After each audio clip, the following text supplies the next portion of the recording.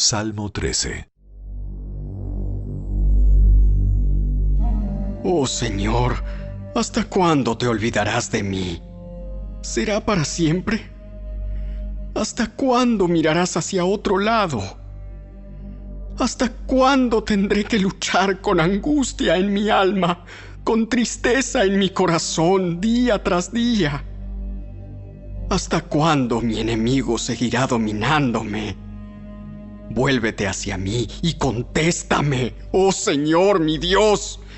Devuélvele el brillo a mis ojos o moriré. No permitas que mis enemigos se regodeen diciendo, lo hemos derrotado.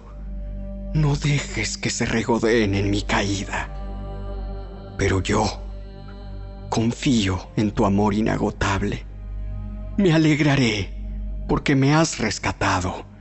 Cantaré al Señor porque Él es bueno conmigo.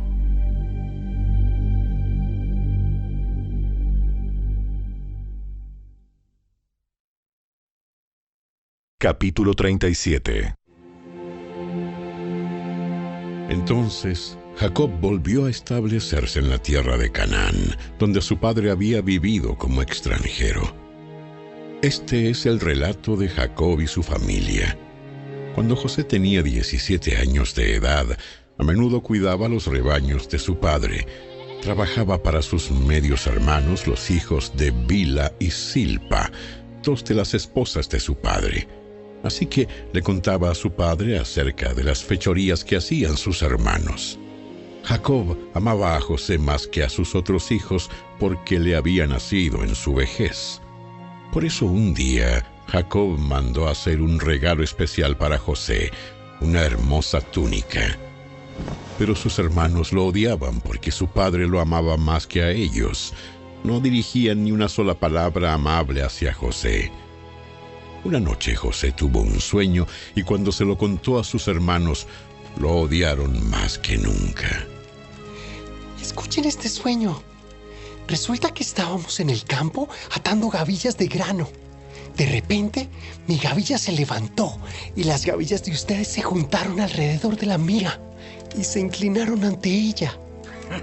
Sus hermanos respondieron: ¿Así que crees que serás nuestro rey? ¿No es verdad? ¿De veras piensas que reinarás sobre nosotros? Así que lo odiaron aún más debido a sus sueños y a la forma en que los contaba. Al poco tiempo, José tuvo otro sueño y de nuevo se lo contó a sus hermanos. Escuchen, tuve otro sueño. El sol, la luna y 11 estrellas se inclinaban ante mí. Esta vez le contó el sueño a su padre además de a sus hermanos, pero su padre lo reprendió. ¿Qué clase de sueño es ese? ¿Acaso tu madre, tus hermanos y yo llegaremos a postrarnos delante de ti? Sin embargo, mientras los hermanos de José tenían celos de él, su padre estaba intrigado por el significado de los sueños. Poco tiempo después, los hermanos de José fueron hasta Siquem para apacentar los rebaños de su padre. Cuando ya llevaban un buen tiempo allí, Jacob le dijo a José: Tus hermanos están en Siquem apacentando las ovejas. Prepárate porque te enviaré a verlos. Estoy listo para ir. Ve a ver cómo están tus hermanos y los rebaños. Luego vuelve aquí y tráeme noticias de ellos. Así que Jacob despidió a José, y él viajó hasta Siquem desde su casa en el valle de Hebrón.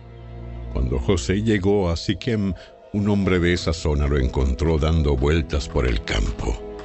¿Qué buscas? Busco a mis hermanos. ¿Sabe usted dónde están apacentando sus rebaños?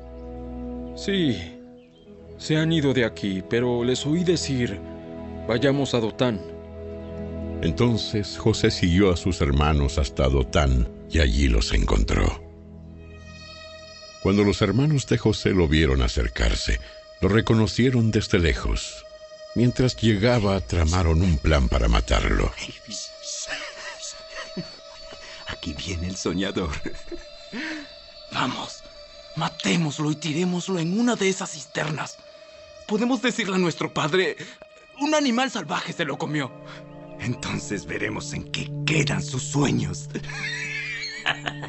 Pero cuando Rubén oyó el plan, trató de salvar a José. No lo matemos. ¿Para qué derramar sangre? Solo tirémoslo en esta cisterna vacía, aquí en el desierto. Entonces morirá sin que le pongamos una mano encima. Rubén tenía pensado rescatar a José y devolverlo a su padre. Entonces, cuando llegó José, sus hermanos le quitaron la hermosa túnica que llevaba puesta. Después lo agarraron y lo tiraron en la cisterna.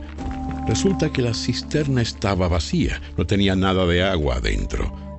Luego, justo cuando se sentaron a comer, levantaron la vista y vieron a la distancia una caravana de camellos que venía acercándose. Era un grupo de mercaderes ismaelitas que transportaban goma de resina, bálsamo y resinas aromáticas desde Galaad hasta Egipto. Judá dijo a sus hermanos: ¿Qué ganaremos con matar a nuestro hermano? Tendríamos que encubrir el crimen. En lugar de hacerle daño, vendámoslo a esos mercaderes ismaelitas. Después de todo, es nuestro hermano, de nuestra misma sangre. Así que sus hermanos estuvieron de acuerdo. Entonces, cuando se acercaron los ismaelitas, que eran mercaderes madianitas, los hermanos de José lo sacaron de la cisterna y se lo vendieron por 20 monedas de plata, y los mercaderes lo llevaron a Egipto. Tiempo después, Rubén regresó para sacar a José de la cisterna. Cuando descubrió que José no estaba allí, se rasgó la ropa en señal de lamento. Luego regresó a donde estaban sus hermanos y dijo, lamentándose: El muchacho desapareció. ¿Qué voy a hacer ahora? Entonces los hermanos mataron un cabrito y mojaron la túnica de José con la sangre. Luego enviaron la hermosa túnica a su padre con el siguiente mensaje: Mira lo que encontramos. Mira lo que encontramos. Esta túnica. ¿No es la de tu hijo? Su padre la reconoció de inmediato. Sí. Es la túnica de mi hijo. Seguro que algún animal salvaje se lo comió. Sin duda despedazó a José. Entonces Jacob rasgó su ropa y se vistió de tela áspera e hizo duelo por su hijo durante mucho tiempo. Toda su familia intentó consolarlo, pero él no quiso ser consolado. A menudo decía: Me iré a la tumba llorando a mi hijo. Y entonces sollozaba. Mientras tanto, los mercaderes madianitas llegaron a Egipto y allí le vendieron a José a Potifar, quien era un oficial del faraón, rey de Egipto. Potifar era capitán de la guardia del palacio.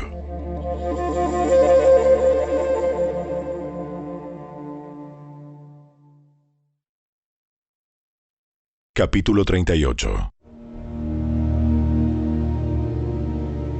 En esos días, Judá dejó su casa y se fue a Adulam, donde se quedó con un hombre llamado Hira. Allí vio a una mujer cananea, la hija de Súa, y se casó con ella. Cuando se acostaron, ella quedó embarazada y dio a luz un hijo y le puso por nombre Después volvió a quedar embarazada y dio a luz otro hijo y le puso por nombre Onán. Además, dio a luz un tercer hijo y lo llamó Sela. Cuando nació Sela, ellos vivían en Kesib. Con el transcurso del tiempo, Judá arregló que su hijo mayor, se casara con una joven llamada Tamar. Pero era un hombre perverso ante los ojos del Señor, y el Señor le quitó la vida. Entonces Judá dijo a Onán, hermano de Cásate con Tamar, como nuestra ley exige al hermano de un hombre que haya muerto. Tú debes darle un heredero a tu hermano.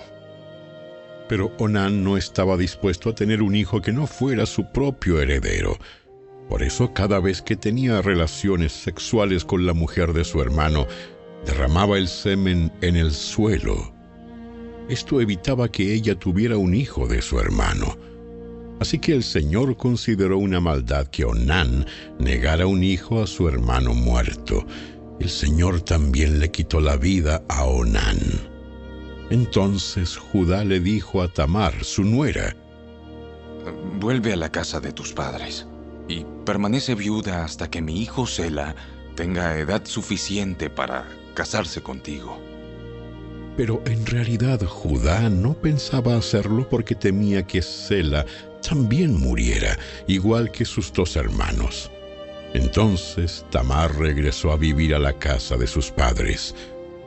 Unos años después, murió la esposa de Judá.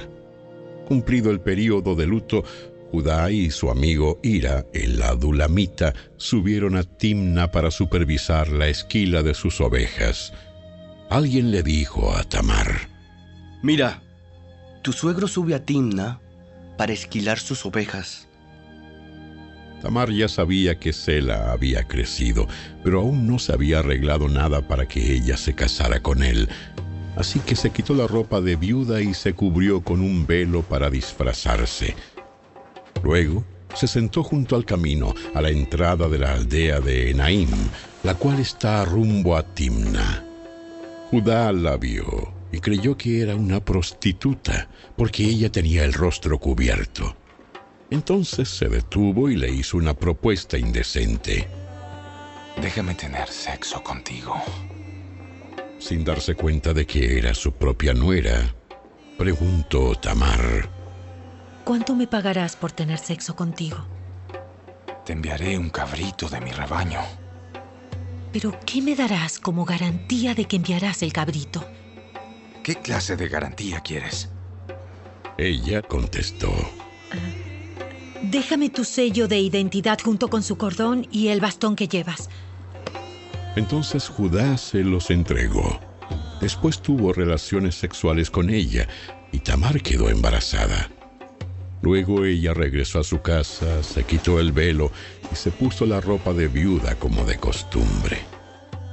Más tarde Judá le pidió a su amigo Hira, el adulamita, que llevara el cabrito a la mujer y recogiera las cosas que le había dejado como garantía, pero Hira no pudo encontrarla.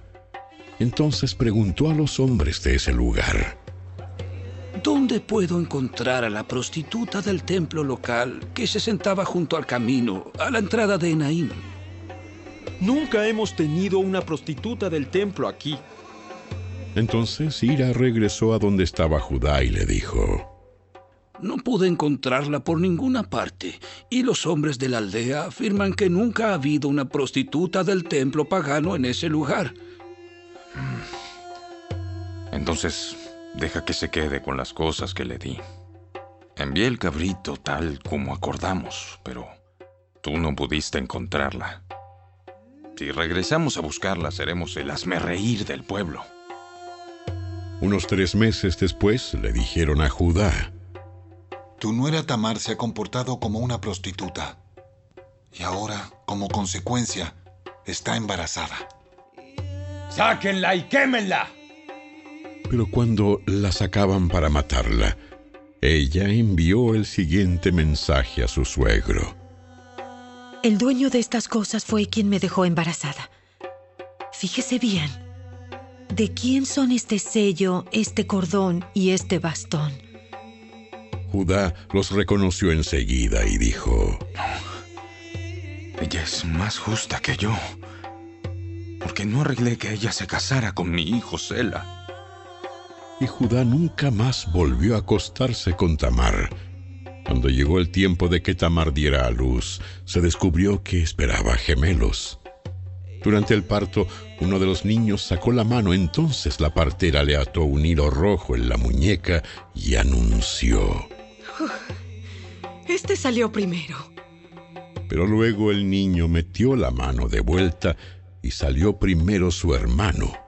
Entonces la partera exclamó: vaya, ¿cómo hiciste para abrirte brecha y salir primero? Y lo llamaron Fares. Luego nació el niño que llevaba el hilo rojo en la muñeca y lo llamaron Sera.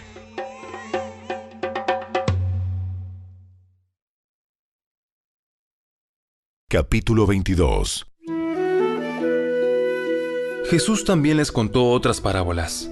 Dijo: El reino del cielo también puede ilustrarse mediante la historia de un rey que preparó una gran fiesta de bodas para su hijo. Cuando el banquete estuvo listo, el rey envió a sus sirvientes para llamar a los invitados. Pero todos se negaron a asistir. Entonces envió a otros sirvientes a decirles: La fiesta está preparada. Se han matado los toros y las reses engordadas y todo está listo. Vengan al banquete.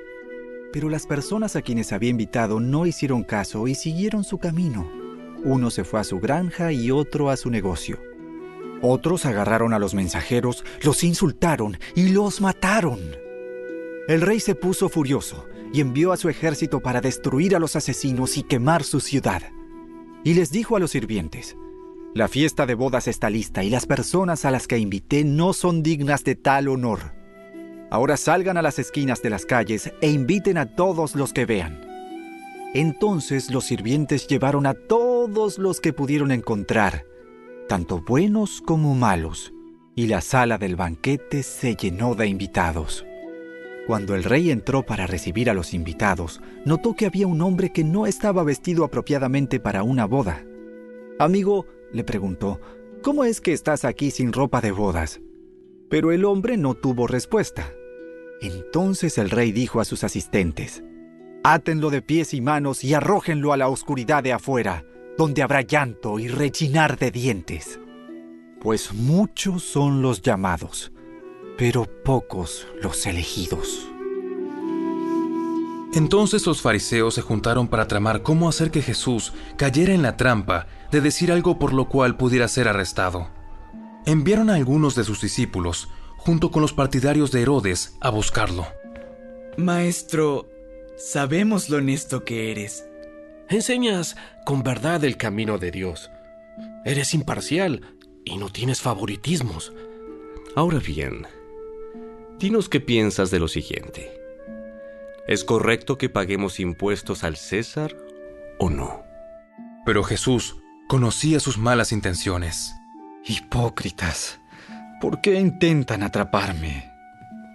Veamos, muéstrenme la moneda que se usa para el impuesto». Cuando le entregaron una moneda romana, les preguntó: ¿A quién pertenecen la imagen y el título grabados en la moneda? ¿Al César? Bien, entonces den al César lo que pertenece al César y den a Dios lo que pertenece a Dios. Su respuesta los dejó asombrados y se marcharon. Ese mismo día, se acercaron a Jesús algunos saduceos, líderes religiosos que dicen que no hay resurrección después de la muerte. Le plantearon la siguiente pregunta: Maestro, Moisés dijo: si un hombre muere sin haber tenido hijos, su hermano debe casarse con la viuda y darle un hijo para que el nombre del hermano continúe. Ahora bien, supongamos que había 7 hermanos. El mayor se casó y murió sin dejar hijos. Entonces, su hermano se casó con la viuda. El segundo hermano también murió, y el tercero se casó con ella. Lo mismo sucedió con los 7. Por último, la mujer también murió. Entonces dinos, ¿de quién será esposa en la resurrección? Pues los 7 estuvieron casados con ella. El error de ustedes es que no conocen las Escrituras y no conocen el poder de Dios. Pues cuando los muertos resuciten, no se casarán ni se entregarán en matrimonio. En este sentido, serán como los ángeles del cielo. Ahora bien, en cuanto a si habrá una resurrección de los muertos, ¿nunca han leído acerca de esto en las Escrituras? Mucho después de que Abraham, Isaac y Jacob murieran, Dios dijo: Yo soy el Dios de Abraham, el Dios de Isaac y el Dios de Jacob. Por lo tanto, Él es Dios de los que están vivos, no de los muertos. Cuando las multitudes lo escucharon, quedaron atónitas ante su enseñanza. En cuanto los fariseos oyeron que había silenciado a los saduceos con esa respuesta, se juntaron para interrogarlo nuevamente. Uno de ellos, experto en la ley religiosa, intentó tenderle una trampa con la siguiente pregunta. Maestro, ¿cuál es el mandamiento más importante en la ley de Moisés? Jesús contestó: Ama al Señor tu Dios con todo tu corazón, con toda tu alma y con toda tu mente. Este es el primer mandamiento y el más importante. Hay un segundo mandamiento que es igualmente importante. Ama a tu prójimo como a ti mismo. Toda la ley y las exigencias de los profetas se basan en estos dos mandamientos. Entonces, rodeado por los fariseos, Jesús les hizo una pregunta. ¿Qué piensan del Mesías? ¿De quién es hijo? Es hijo de David. Entonces, ¿por qué David, mientras hablaba bajo la inspiración del Espíritu, llama al Mesías mi Señor? Pues David dijo: El Señor le dijo a mi Señor: siéntate en el lugar de honor a mi derecha, hasta que humille a tus enemigos y los ponga por debajo de tus pies. Si David llamó al Mesías mi Señor, ¿cómo es posible que el Mesías sea su hijo? Nadie pudo responderle. Y a partir de entonces, ninguno se atrevió a hacerle más preguntas.